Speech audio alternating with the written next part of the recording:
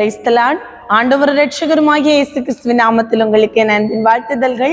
இந்த நாளிலும் இந்த வீடியோ வாயிலாக உங்களை சந்திப்பதில் மிகுந்த மகிழ்ச்சி அடைகிறேன். ஒரு நிமிடம் தலைகளை தாழ்த்தி இந்த நாளில் வேத தியானத்தை ஆண்டவர் ஆசீர்வதிக்கும்படியாக ஜெபிக்கலாமாம். அன்புலே இயேசப்பா, இந்த நாளில் உம்முடைய பாதத்துல கடந்து வந்து உம்முடைய வேதத்தின் மகத்துவங்களை கற்றுக்கொள்ள என் தேவாதி தேவ நீரங்களுக்கு தந்த பெரிதான கிருபைக்காய் உமக்கு நன்றி ஆண்டவரே. நாங்கள் கற்றுக்கொள்ளுகிற பாடங்கள் எங்களுக்கு பிரயோஜனமா இருக்கட்டும். உம்முடைய நாம மாத்திரம் எங்கள் மூலம் மகிமைப்படட்டும்.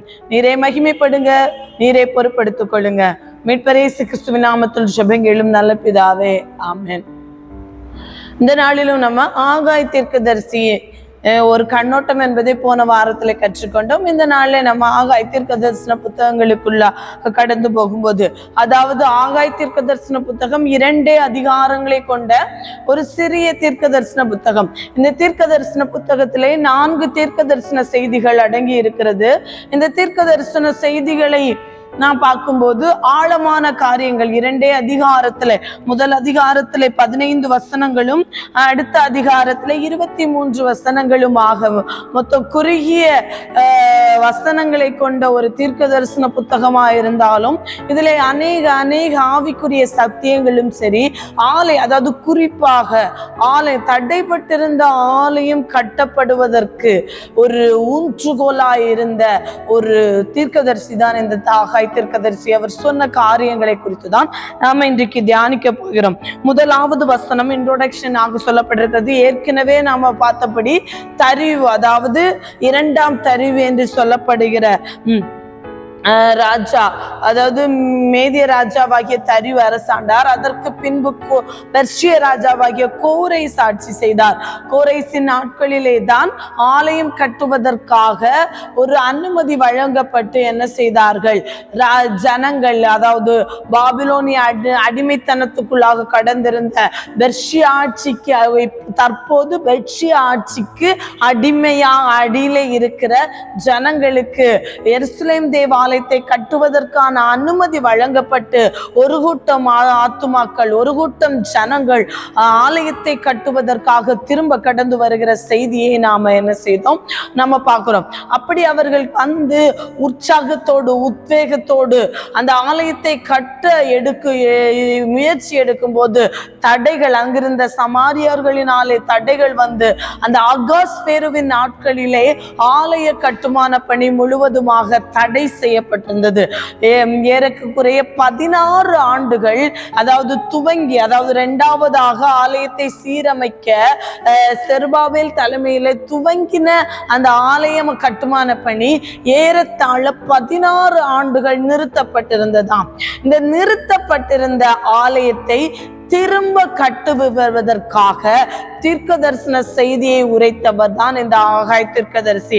அதை தான் பார்க்கிறோம். ராஜாவாகிய தரிவு அரசாண்ட 2ஆம் வருஷம் 6ஆம் மாதம் 1ஆம் தேதியிலே கர்த்தருடைய வார்த்தை ஆகாய் என்னும் தீர்க்கதரிசியின் மூலமாய் செயல்தியேலின் குமாரனாகிய செருபாபேல் என்னும் யூதாவின் ராஜ தலைவனுக்கும் யோத்சதாக்கின் குமாரனாகிய யோசுவா என்னும் பிரதான ஆசாரியனுக்கும் உண்டாகி அவர் சொன்னது என்னவென்றார், குறிப்பாக அந்த நாட்களில் தலைவர்களாயிருந்தவர்கள் யாரு, செருபாபேல் என்னது ராஜ வம்ச வழியிலே யூதர், அதாவது தாவீதின் வம்சத்திலே வந்த ராஜ பரம்பரையிலே வந்தவர் செருபாபேல். அவருக்கும் தலைவர், அதாவது பிரதான ஆசாரியனாயிருந்தவர் யோசுவா, யோத்சதாக்கின் குமாரனாகிய யோசுவா என பிரதான ஆசாரியனுக்கும் உண்டாகி சொன்ன வார்த்தைகளை தான் நாம பார்க்கிறோம். 2வது வசனத்தில் இருந்து இந்த காரியங்களை நம்ம பார்க்கும்போது 2வது வசனத்திலிருந்து 4வது வசனம் வரைக்கும் மக்களின் காரணம், எதனால ஆலயம் கட்டாம இருக்கிறாங்க, அதற்கு ஜனங்கள் என்ன காரணத்தை முன்வைக்கிறார்கள் என்பதை தான் நம்ம பார்க்கிறோம். இந்த ஜனங்கள் கர்த்தருடைய ஆலயத்தை கட்டுகிறதற்கு ஏற்ற காலம் இன்னும் வரவில்லை என்கிறார்கள் என்று சேனைகளின் கர்த்தர் சொல்கிறார். ஆனாலும் ஆகாய் எனும் தீர்க்கதரிசியின் மூலமாய் கர்த்தருடைய வார்த்தை உண்டாகி அவர் சொல்லுகிறார், இந்த வீடு பாழாய் கிடக்கும் போது நீங்கள் மச்சு பாவப்பட்ட உங்கள் வீடுகளில் குடியிருக்கும்படியான காலம் இதுவோ. அதாவது இந்த ஜனங்கள் கர்த்தருடைய ஆலயத்தை, அதாவது தடை வந்து விட்டது, உத்வேகத்தோடு உற்சாகத்தோடு ஒரு கூட்டம் ஜனங்கள், அடிமைத்தனத்தில் இருந்த ஜனங்கள் ஆலயத்தை கட்டுவதற்காக கிளம்பி வருகிறார்கள்.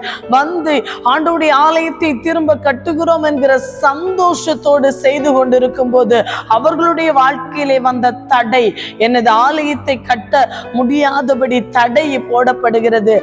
அகஸ்தியர் நாட்களிலே ஆலயம் கட்டுமான பணி முழுவதுமாக முடக்கப்பட்டிருக்கிறது. இந்த நேரத்தில் இப்ப ஜனங்களுடைய மைண்ட் செட் என்ன ஆயிடுச்சுன்னா, கர்த்தருடைய ஆலயத்தை கட்டுகிறதற்கு ஏற்ற காலம் இது அல்ல, ஏற்ற காலம் அதாவது ஆண்டவருடைய ஆலயத்தை கட்டுவதற்கு ஏற்ற காலம் இது அல்ல என்கிற ஒரு காரணத்தோடு அவர்கள் என்ன செய்கிறார்கள், முடங்கி இருக்கும் போதுதான் ஆண்டவர் சொல்லுகிறார், இந்த வீடு பாழாய் கிடக்கும் போது நீங்கள் மச்சு பாவப்பட்ட உங்கள் வீடுகளில் குடியிருக்கும்படியான காலம் இதுவோ என்கிறதான ஒரு கேள்வியோடு இஸ்ரவேல் ஜனங்களுக்கு முன்பாக ஆகாய் தீர்க்கதரிசி ஆண்டவர் அனுப்பி வைக்கிறார். இதே போலதான் நாமும் ஆண்டவருக்காக எழும்பி பிரகாசிக்கும் போதுபடியாக, ஆண்டவருக்காக நிற்கும்படியாக பல முயற்சிகளை எடுத்து ஆண்டவருக்காக ஒருபடி எழும்ப முடியாதா என்று உத்வேகத்தோடு செயல்பட்டு கொண்டிருக்கும் போது பல தடைகள், பல காரணங்கள் நம்முடைய வாழ்க்கையில கடந்து வரும்போது நாம் முடங்கி போய் இருக்கும் போது ஆண்டவர் கேட்கிற கேள்வி, இந்த வீடு பாழாய் கிடக்கும் போது நீங்கள் மச்சு பாவப்பட்ட உங்கள் வீடுகளில் குடியிருக்கும்படியான காலம் இதுவோ? கர்த்தர் நம்முடைய வாழ்க்கையிலே ஆலயமாகிய நம்முடைய ஆலயம் ஆண்டவர் நமக்குள்ளாய் வாசம் செய்கிறார். இந்த ஆலயம் ஆண்டவருக்கு கொடுக்க வேண்டிய ஆலயம் இன்றைக்கு பாழாய் கிடைக்கும் போது உலக பிரகாரமான காரியங்களிலே சந்தோஷத்தோடு வாழ வேண்டிய காலம் இதுவோ என்கிற கேள்வி இன்றைக்கு ஆண்டவர் நம்மண்டை வைக்கிறதாய் காணப்படுகிறது. 5-6 வரை உள்ள வசனங்களில் ஆண்டவர், அதாவது மக்களின் ஏழ்மை நிலையை ஆண்டவர் அந்த இடத்திலே சொல்லுகிறதை பார்க்க முடியும். அதாவது சேனைகளின் கர்த்தர் சொல்லுகிறார், உங்கள் வழிகளை சிந்தி பாருங்கள், நீங்கள் திரளாய் விதத்தும் கொஞ்சம் மறுக்கிறீர்கள், நீங்கள் புசித்தும் திருப்தியாகவில்லை, குடித்தும் பரிபூர்ணம் அடையவில்லை, நீங்கள் வஸ்திரம் உடுத்தியும் ஒருவனுக்கும் குளிர் விடவில்லை, கூலியை சம்பாதிக்கிறவன் பொத்தலான பையிலை போடுகிறான், அவனாய் அதை சம்பாதிக்கிறான். 5 விதமான சூழ்நிலைகள் இப்பொழுது அதாவது இஸ்ரவேல் ஜனங்களுக்குள்ளாக காணப்படுகிறது. எதையோ செய்கிறோம், எல்லாமே செய்கிறோம், ஆனா எதிலையும் திருப்தி இல்லை. நம்முடைய வாழ்க்கையை இன்றைக்கு நாம் யோசித்து பார்க்க வேண்டும். இந்த காலகட்டத்திலே இந்த காரியத்தை குறித்து நாம் பார்க்க வேண்டிய மிக முக்கியமான காரணத்திலே வந்து நிற்கிறோம். எவ்வளவோ வேலை செய்கிறோம், எவ்வளவோ கடினமாய் உழைக்கிறோம், இதைவிட வருமான குறைவோடு ஏழ்மையான நாட்களிலே, எதுவுமே இல்லாத நாட்களிலே சந்தோஷமும் சமாதானமாய் இருந்து வாழ்க்கையை நடத்தி கொண்டு போன நம்மாவில் இப்போது வருகிற எவ்வளவோ சம்பாதிக்கிறோம், எவ்வளவோ வஸ்திரங்கள் இருக்கிறது, எவ்வளவோ சாப்பாடு இருக்கிறது, எதற்கும் குறைவில்லை, ஆனாலும் ஒரு திருப்தி இல்லாத ஒரு வாழ்க்கை வாழுகிறோம்.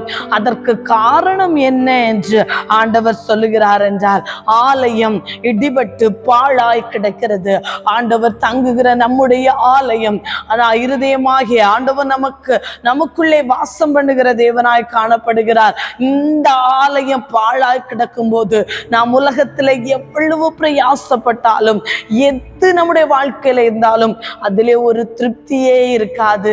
அப்படிதான் ஆண்டவர் இந்த இடத்திலே அன்றைக்கு இஸ்ரவேல் ஜனங்களுக்கு சொல்லுகிறார், எருசலேம் தேவாலயம் பாழாய் கிடக்கும் போது நீங்கள் மச்சு பாவப்பட்ட வீடுகளிலே குடியிருக்கிறீர்களோ, நீங்கள் திரளாய் விதைத்தும் கொஞ்சமாய் அறுத்து கொண்டு போகிறீர்கள், நீங்கள் புசித்தும் திருப்தியாகவில்லை, குடித்தும் பரிபூர்ணம் அடையவில்லை, நீங்கள் வஸ்திரம் உடுத்தியும் ஒருவனுக்கும் குளிர்விடவில்லை, கூலியை சம்பாதிக்கிறவன் பொத்தலான பையிலை போடுகிறவனாய் அதை சம்பாதிக்கிறான்.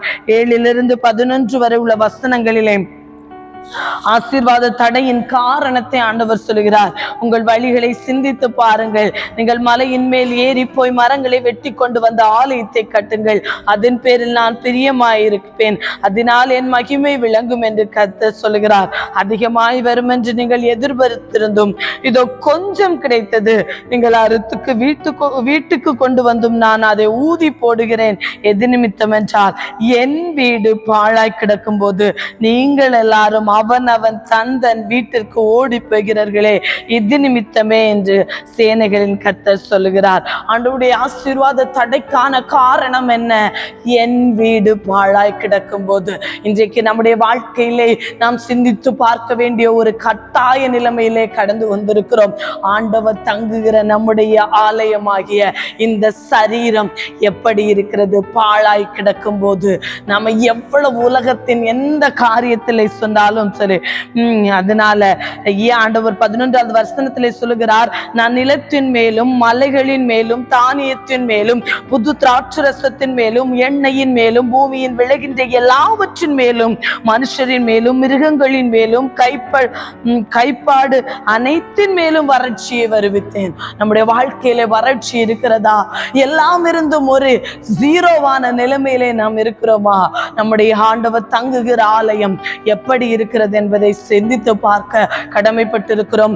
அன்றைக்கு இஸ்ரவேல் ஜனங்கள் ஆண்டவருடைய ஆலயம் கட்ட இது ஏற்ற காலம் அல்ல, இனி பார்த்துக்கலாம் என்று தள்ளி போடும்போது ஆண்டவர் அவருடைய வாழ்க்கையிலே வறட்சியை அனுமதித்தார்.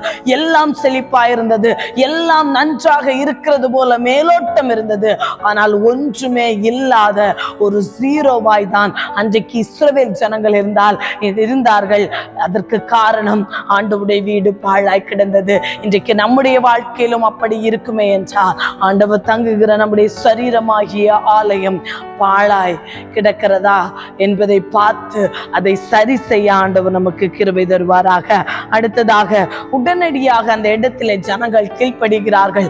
ஆகாயின் மூலம் வார்த்தை வந்தபோது 12 முதல் 15 வரை உள்ள வசனங்களை வாசித்து பார்க்கும்போது உடனடியாக ஆண்டவரின் மூலம் ஆகாயை கொண்டு ஆண்டவர் பேசும்போது உடனடியாக ஜனங்கள் கீழ்ப்படுகிறார்கள். அப்பொழுது செயல்தியலின் குமாரனாகிய செருபேபேலும் யோத்சதாக்கின் குமாரனாகிய யோசுவா என்னும் பிரதான ஆசாரியனும் ஜனத்தில் மீதியான அனைவரும் தங்கள் தேவனாகிய கர்த்தருடைய சத்தத்துக்கும் தங்கள் தேவனாகிய கர்த்தர் அனுப்பின ஆகாய் என்னும் தீர்க்கதரிசியினுடைய வார்த்தைகளுக்கும் செவி கொடுத்தார்கள். ஜனங்கள் கர்த்தருக்கு முன்பாக பயந்திருந்தார்கள். அப்பொழுது கர்த்தருடைய தூதனாகிய ஆகாய் கர்த்தர் தூதன் அனுப்பிய வார்த்தைகளின்படி ஜனங்களை நோக்கி, நான் உங்களோடு இருக்கிறேன் என்று கர்த்தர் சொல்லுகிறார் என்றார். உடனே என்ன செய்கிறார்கள் என்றால், தீர்க்கதரிசி வார்த்தைகளுக்கு செவி கொடுத்தார்கள். ஜனங்கள் கர்த்தருக்கு முன்பாக உடனே அந்த மூமெண்ட்ல என்ன செய்தாங்க? செவி கொடுக்கிறாங்க.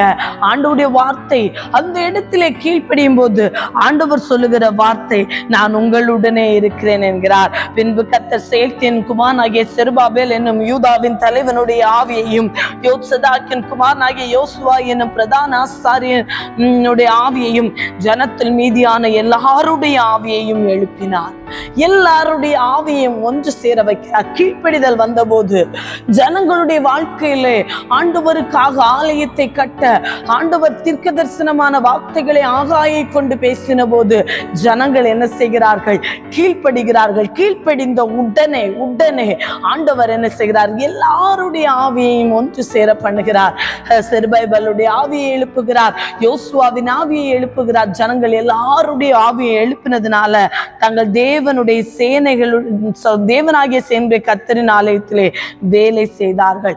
எல்லாரும் சேர்ந்து இப்ப வேலை செய்கிறார்கள். இது எப்ப நடந்ததாம்? 24ஆம் தேதியிலே 6ஆம் மாதம் 24ஆம் தேதியிலே இது நடக்கிறதை நம்ம பார்க்கிறோம். 6ஆம் மாதம் 21ஆம் தேதியிலே ஆண்டவர் என்ன செய்கிறார்? வார்த்தையை ஆகாய் தீர்க்கதரிசி மூலமாய் 6ஆம் தேதி 1ஆம் தேதியிலே தீர்க்க தரிசனம் வருகிறது. வேலை எப்ப நடக்கிறது? அதே மாதம் 24ஆம் தேதியிலே வேலையை ஆரம்பித்து விட்டார்கள். இப்ப வேலை நடந்து கொண்டிருக்கும் போது 2வது அதிகாரத்திலே 2வது தீர்க்க தரிசனமாக 1 முதல் 9 வரை உள்ள வசனங்களிலே ஆண்டவர் 2ஆம் ஆலயத்தின் மகிமையை குறித்து ஆண்டவர் அந்த இடத்திலே சொல்லுகிறதை பார்க்க முடியும். இந்த காரியத்தை ஆண்டவர் சொல்லுகிறார். எல்லாம் செருபாபேலுக்கும் யோசுவாவுக்கும் தான் சொல்லுகிறார். குறிப்பான வசனங்களை மட்டும் வாசித்து நம்ம தியானித்து கடந்து செல்லலாம். 3வது வசனத்திலே சொல்லுகிறார், இந்த ஆலயத்தின் முந்தின மகிமையை கண்டவர்களில் உங்களுக்குள்ளே மீந்திருக்கிறவர்கள் யார்? இப்பொழுது இது உங்களுக்கு எப்படி காண்கிறது? அது இது உங்கள் பார்வையில் ஒன்றுமில்லாதது போல் காண்கிறது அல்லவா? இப்ப என்ன ஆண்டவர் சொல்லுகிறார்? அதாவது முதலாவது ஆண்டவர் சொல்லுகிறார், நீங்கள் மலைகளின் மேல் போய் மரங்களை வெட்டி கொண்டு வந்து ஆலயத்தை கட்டுங்கள் அப்படின்னு. அதாவது முந்தின ஆலயம், சாலமோன் கட்டின ஆலயம், பயங்கர பொன்னினாலும் வெள்ளியினாலும் பயங்கரமா ஒரு பெரிய ஒரு பிரமாண்டமான ஆலயம்.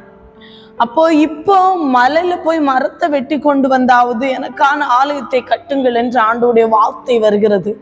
ஜனங்களும் வேலை செய்கிறார்கள். அன்றைக்கு தாவீது பல காரியங்களை சேகரித்து வைத்திருந்தார் ஆலயத்தை கட்டுவதற்காக. இப்பொழுது அவர்களுடைய கைகளிலே ஒன்றுமில்லை. ஒன்றுமில்லாத சூழ்நிலையிலே இந்த ஆலயத்தை கட்டுவதற்காக முயற்சி எடுக்கிறார்கள். கட்டுகிறாங்க, பார்க்கிறாங்க, ஐயோ அன்றைக்கு இருந்த ஆலயத்துக்கு இது ஒரு குப்பையா இருக்கிறதே, ஒரு தூசியா இருக்கிறதே அப்படின்னு சோர்வு எப்படியா இருந்தாலும் வரும்ல. அன்னைக்கு நான் எப்படி இருந்தேன், எவ்வளவு மேன்மையாய் எருசலேம் தேவாலயம் இருந்தது, எவ்வளவு மேன்மையாய் என்னுடைய வாழ்க்கை இருந்தது. ஆனால் இன்றைக்கு என்னுடைய வாழ்க்கையின் சூழ்நிலை என்ன அப்படின்னு சிந்தித்து கொண்டு இருக்கிறீங்களா? அதே போலதான் எருசலேம் தேவாலயம் அன்றைக்கு மேன்மையாக இருந்துச்சு. ஆனா இப்போ ஆண்டவருடைய வார்த்தை, மரங்கள்ல மலைகள்ல போய் மரத்தை குழி தீவு கொண்டாவது என்னுடைய ஆலயத்தை கட்டக்கூடாதா அப்படிங்கிற கேள்வி ஆண்டவருடைய வந்தபோது கீழ்ப்படிந்து செய்கிறாங்க. முந்தின ஆலயத்தை பார்த்தவர்களுக்கு இந்த ஆலயம் ஏன் இப்படி அப்படிங்கிற மாதிரி இருக்கு.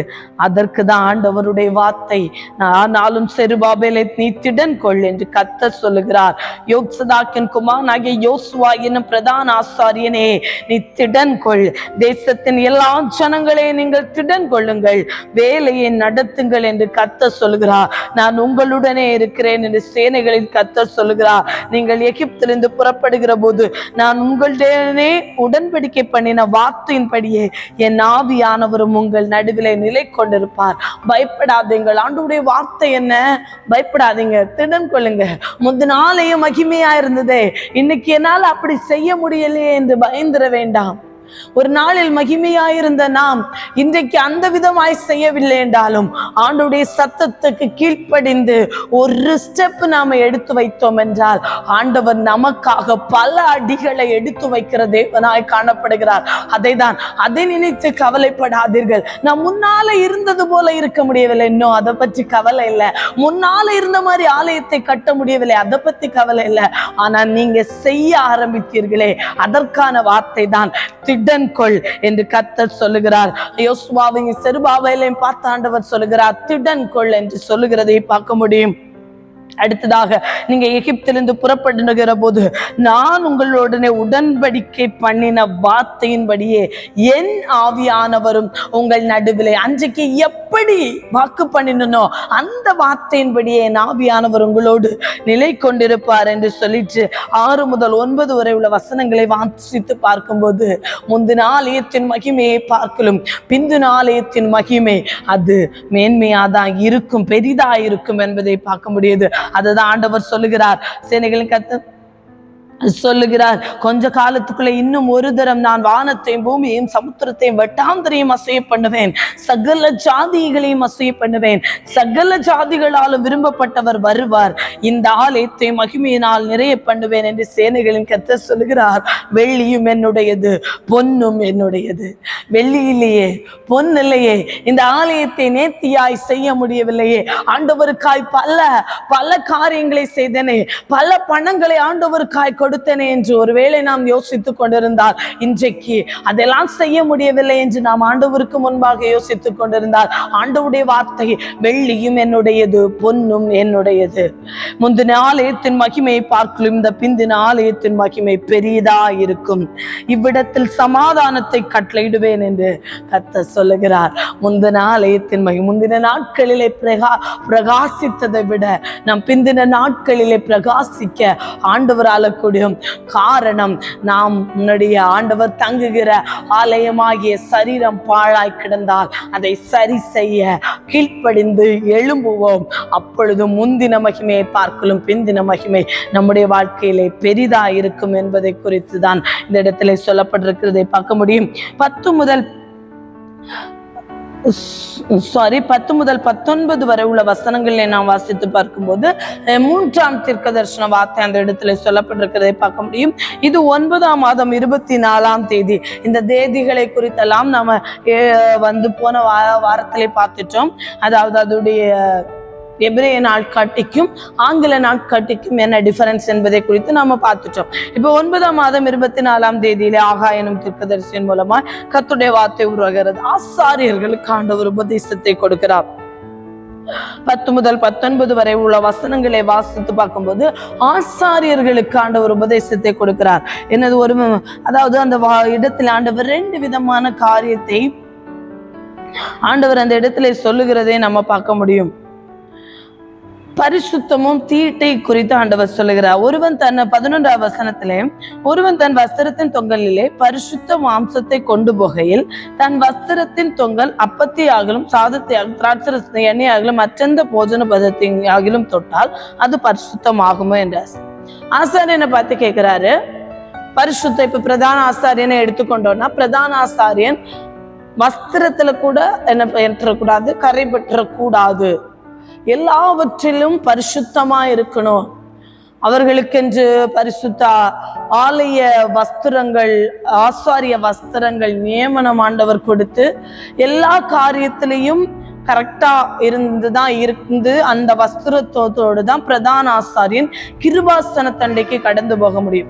அப்படி பரிசுத்தமான வஸ்திரத்தை கொண்டு இப்போ இது சமூகத்தப்ப மேஜையே இல்லை, சமூகத்தப்பத்தை ஏறெடுக்கும்படியாக பிரதான ஆசாரியன் அந்த சமூகத்தப்பத்தோடு கொண்டு போகும்போது அவன் முழுவதுமாக பரிசுத்தமா இருக்கிறான். அந்த அப்பம் பரிசுத்தமானது, அவன் கையில் இருக்கிற எல்லாமே பரிசுத்தமான, அவனுடைய சரீரம் முழுவதும் பரிசுத்தமா இருக்குது. அந்த சரீரம், அந்த பரிசுத்தமா இருக்கிற அந்த வஸ்திரம் தொங்கல் வேற எதையாவது பரிசுத்தம் அல்லாத எதையாவது தொட்டா அது பரிசுத்தமாயிடுமோ அப்படின்னு ஆண்டவர் கேட்கிறார். அப்ப ஆசாரியனுடைய பதில் என்னது? பரிசுத்தமாகாது. வஸ்திரம் ஒரு பரிசுத்தம் இல்லாத ஒன்றை தொட்டா அது என்ன செய்யாது? பரிசுத்தமாகாது. அப்படி அடுத்த வார்த்தை சொல்லுகிற, இப்ப ஒருத்தர் தீட்டுப்பட்டவன் போய் தீட்டல்லாத, அதாவது தீட்டில்லாம இருக்கிற ஒருத்தனை தொட்டா தீட்டாகுமா? கண்டிப்பாக தீட்டாகும். அப்போ இந்த இடத்துல ஆண்டவருடைய ஆசாரியர்களுக்கு ஆண்டவர் சொல்ல வருகிற கருத்து என்னவென்றால், அதாவது பரிசுத்தமானவன் பரிசுத்தம் இல்லாதவனை தொட்ட உடனே பரிசுத்தம் இல்லாதவன் பரிசுத்தமாக முடியாது. ஆனால் தீட்டுப்பட்டவன் பரிசுத்தமானதை தொட்டால் அங்கு தீட்டுப்படும். ரெண்டுக்கும் வித்தியாசம் உண்டு.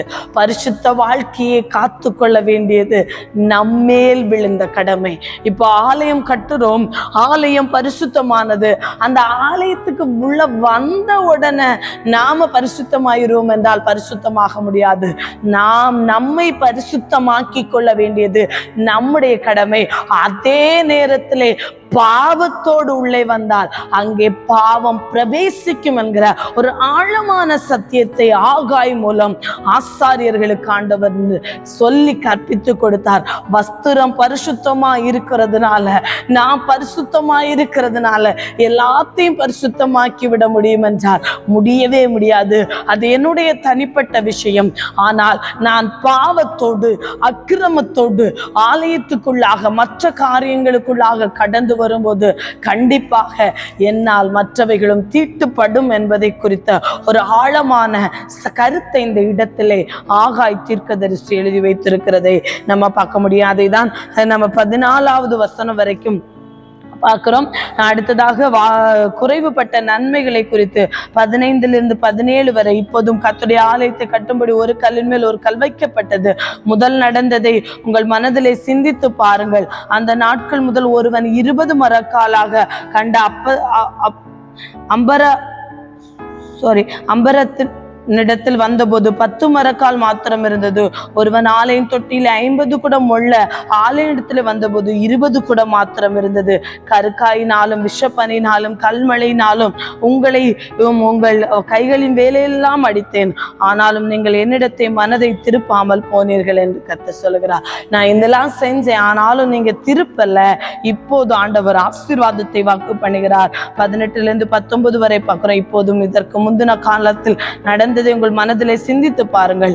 9ஆம் மாதம் 24ஆம் தேதியாகிய இந்நாள் முதல் கர்த்தருடைய ஆலயத்தின் அஸ்திபாரம் போடப்பட்ட அந்நாள் வரைக்கும் சென்ற காலத்திலே நடந்ததை உங்கள் மனதிலே சிந்தித்து பாருங்கள். களஞ்சியத்தில் இன்னும் விதை தானியம் உண்டோ? திராட்சை செடியும் அத்திமரம் மாதுளம் செடியும் ஒலிவு மரம் கனி கொடுக்கவில்லையோ? நான் இன்று முதல் உங்களை ஆசீர்வதிப்பேன். அந்த நாட்களில் நிறைய நன்மைகள் குறைவுபட்டிருந்தது, ஆனால் இன்று முதல் நான் உங்களை ஆசீர்வதிப்பேன் என்று சொல்கிறார். 20வது வசனத்திலிருந்து நாம் பார்க்கும்போது 4வது அதே நாளிலே 24ஆம் தேதி 9ஆம் மாதம் 24ஆம் தேதியிலே ஆண்டவர் அடுத்த இதெல்லாம் ஆலயம் கட்டுமான பணி நடந்து கொண்டிருக்கும் போது 2வது கட்டமாக ஆலய கட்டுமான பணி நடந்து கொண்டிருக்கும் போது திரும்ப ஆண்டவர் தாவீது ராஜ்யத்தின் தொடர்ச்சி நடக்கும் என்பதை குறித்து 20லிருந்து 22 வரை சொல்லுகிறதை பார்க்க முடியும்.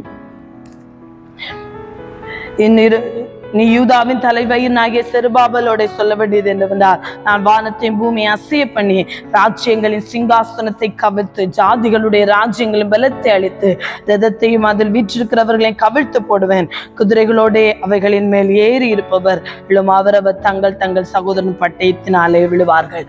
ராஜ்யங்களை எல்லாம் தாழ்த்தி ஆண்டவர் என்ன சொல்லுகிறார்? செருபாபேலுக்கு 23வது வசனத்திலே சொல்லுகிறார், சேனைகளின் கர்த்தர் சொல்லுகிறார், செயல்கேலின் குமாரனாகிய செருபாபேல் என்னும் என் ஊழியக்காரனே, உன்னை நான் அந்த நாளிலே சேர்த்து கொண்டு உன்னை முத்திரை மோதிரமாக வைப்பேன் என்று கர்த்தர் சொல்லுகிறார். நான் உன்னை தெரிந்து கொண்டேன் என்று சேனைகளின் கர்த்தர் சொல்லுகிறார். இந்த செருபாபேல் யார் என்றால் தாவீதினுடைய வம்சத்திலே வந்தவர். அந்த வம்சத்திலே ஆண்டவராகிய இயேசு கிறிஸ்து வருகிறார்.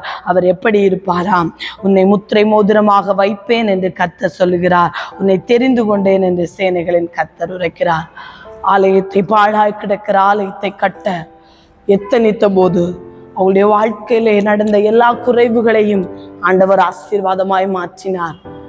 ஒருவேளை மரங்களினாலே தான் கட்டுகிறோமே, அன்றைக்கு கட்டின சாலமோன் கட்டினது போல ஆலயத்தை கட்ட முடியவில்லையே என்கிற கேள்வியோடு மனபாரத்தோடு ஆண்டவருடைய சமூகத்திலே ஜனங்கள் இருக்கும்போது ஆண்டவர் சொல்லுகிறார், வெள்ளியும் என்னுடையது, பொன்னும் என்னுடையது. முந்தின ஆலயத்தின் மகிமையை பார்க்கலும் பிந்தின ஆலயத்தின் மகிமை பெரிதாயிருக்கும். ஒருவேளை பூர்வ நாட்களில் ஆண்டவருக்காய் நின்றது போல இன்றைக்கு நிற்காமல் இருக்கலாம். ஆனால் பாழாய் கிடைக்கிற நம்முடைய ஆலயத்தை எடுப்பித்து கட்ட எழும்பும்போது ஆண்டவர் சொல்லுகிற வார்த்தை, முந்தின ஆலயத்தின் மகிமையை பார்க்கலும் பிந்தின ஆலயத்தின் மகிமை பெரிதாயிருக்கும். நாம் அவருக்காக ஒரு அடி எடுத்து வைப்போம். பின்பாக நம் கூட இருந்து பல அடிகள் எடுத்து வைக்க உதவி செய்கிற தேவன் நம்மோடு கூட இருக்கிறார். அவர் மாத்திரம் மகிமைப்படுவாராக. ஒரு நிமிடம் தலைகளை தாழ்த்தி ஜெபிக்கலாம். அன்புள்ள இயேசப்பா, இந்த நாளில் உம்முடைய பாதத்துல கடந்து வந்து உம்முடைய வேதத்தின் மகத்துவங்களை கற்றுக்கொள்ள உதவி செய்தீரே, நன்றி அப்பா. இந்த நாட்களில் நாங்கள் ஆண்டவரை எல்லாவற்றையும் ஆண்டவரை கற்றுக்கொள்ள உதவி செய்தீர், அதற்காய் நன்றி அப்பா. எங்களுடைய வாழ்க்கையிலே முந்தின நாட்களிலே பிரகாசித்தோம், இந்த நாட்களில் முடியவில்லை என்று தளர்ந்து போகிற நாங்கள் ஒரு அடி எடுத்து வைக்கிறோம்ப்பா. எங்களுக்காக நீங்க உதவி செய்யும்படி ஆயிடுச்சு. நீரை பொறுப்படுத்திக் கொள்ளுங்க, நீரை மகிமைப்படுங்க. மீட்பர் இயேசு கிறிஸ்துவின் நாமத்தில் ஜெபங்களும் நல்ல பிதாவே, ஆமென். தேங்க்யூ.